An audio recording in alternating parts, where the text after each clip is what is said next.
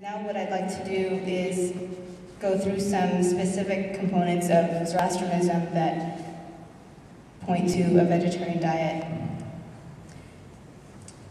In Zoroastrianism, there are 7 what are called Ameshaspentas, which are comparable to spiritual angels or helpers of Ahura Mazda, who's the Lord of Wisdom in Zoroastrianism. And one of these 7 is Baman Ameshaspend. And Chapman is in charge of animal welfare. So there are 12 months, it's a solar calendar, and during the month of Chapman in particular, abstinence of flesh is a requirement. And the domain that Chapman has is good mind, or Vahumana as it's called. Vahumana means good mind. And it's interesting to me that that is paired up that way, because I feel that we all have a mind to think and feel and make decisions with in our daily lives, and sometimes it's not so clear, but God has given us that, and it's a real powerful gift. It's up to us to use our responsibility to use it properly. And certainly when it comes to what's going on in factory farming and other mistreatment of animals, using our good mind comes into play very much so. There are also other days, including Baman, Mor, Ghosh, and Ram, that are recognized as days of abstinence from flesh eating. Ram Yazad helps us to relish our food and is a helper of Baman Ameshaspend, so it follows that Ram Yazad helps in the promotion of animal welfare. And it makes sense that Ram Yazad would only want us to relish food which is produced without compromising animal welfare. I'm going to read a few segments from this book called Vegetarianism from Zoroastrianism, Religious Point of View. It's written by Ervad Dr. Peshutin from Rozmir at Pier. This is related to a story which is found in the Shahnameh, which contains legends about Zoroastrianism. According to the Iranian history, the first to consume meat was the evil Zohak, who was a tyrannical monarch of Iran. According to the Shahnameh, the evil Ahriman, disguised as a cook, prepared and served a variety of tasty dishes made of the flesh of animals and birds to Zohak. The devil had the evil intention of destroying living beings on earth to such an extent that the 2 serpents that grew up on both the shoulders of Zohak needed to be fed daily with the brains of 2 persons slain. Pretty severe. This would give Zohak a sense of temporary relief, and the world would be gradually devoid of human beings. So, it's a little bizarre, but see, that's what eating meat can do to you. It makes snakes grow out of your shoulders. All right. Here's another passage which talks about naso, which means putrid matter, which basically refers to the fact that meat is decaying flesh, dead flesh. So when a person dies, the process of decay starts immediately, and from the flesh, pus, blood, and other parts of the decaying corpse, harmful bacteria and microbes start growing and multiply, and evil magnetic currents and foul smell emanate from them. Such a concept is known as the Drujanasu and the Vandidad. The Vandidad is a collection of works in Zoroastrianism that includes guidelines on health.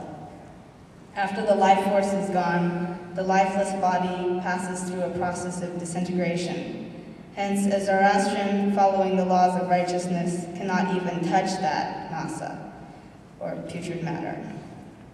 So, touching meat or consuming it is an even more intimate activity than touching it. It's certainly not in keeping with those guidelines.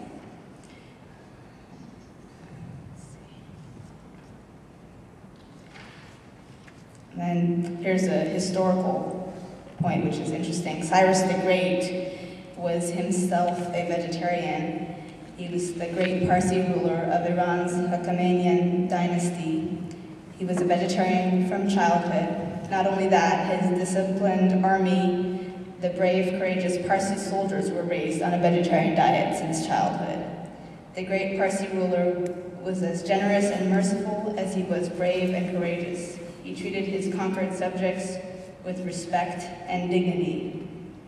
He was the savior of the Jews, and in their sacred book, the Old Testament, he is referred to as the anointed of the Lord and profusely praised. Such a generous King Cyrus was a vegetarian.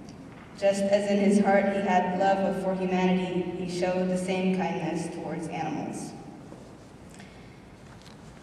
So I think if we dig deep, we can see there are recommendations in many scriptures to support a vegan lifestyle, which is compassionate towards animals, good for our health, certainly good for the planet and for our fellow humans who are not having enough to eat. Global hunger is a huge issue. Nowadays, we have about 24,000 people dying of hunger every day. And one of the translations of the last verse of the Atauvaryo prayer, which is a common, well-known prayer in Zoroastrianism, it translates to give to the poor is to acknowledge the sovereignty of Ahura Mazda. So in a nutshell, that just is saying that by helping those who don't have enough, we're acknowledging the greatness of God.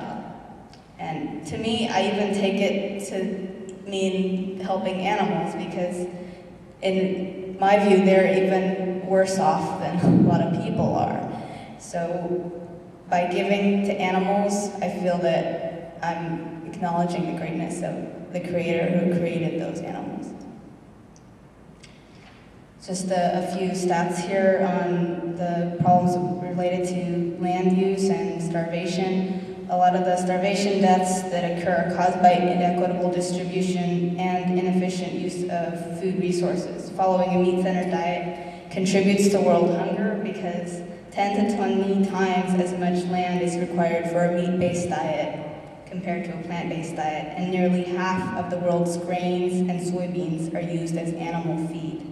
The resultant waste of calories is so extensive that even a 10% drop in US meat consumption could make sufficient food available to feed the world's starving millions. As the demand for meat grows in the Western world while available resources such as land and water become more limited, the world's poor become increasingly unable to afford food of any kind. So these are issues that are becoming more prominent as time goes on and our population increases. One of the 101 names of Ahura Mazda, which is a listing in our prayer book, the Cordia Vasta, is Beshtarna, which means the reliever of all pain and suffering. So I'd like to close by saying that if we were to adopt a plant-based diet, we would relieve a lot of suffering for ourselves and for our fellow animals. And there's a verse from one of the prayers that rejoices in the birth of Zarathustra called Ushtano Zato Atravio Spitamo Zarathustra, and that translates, "At the birth of Zarathustra, all nature rejoiced and exclaimed, 'Blessed are we that the prophet Spitama Zarathustra is born.'" So I hope we can all do what we can to cause nature to rejoice. Thank you.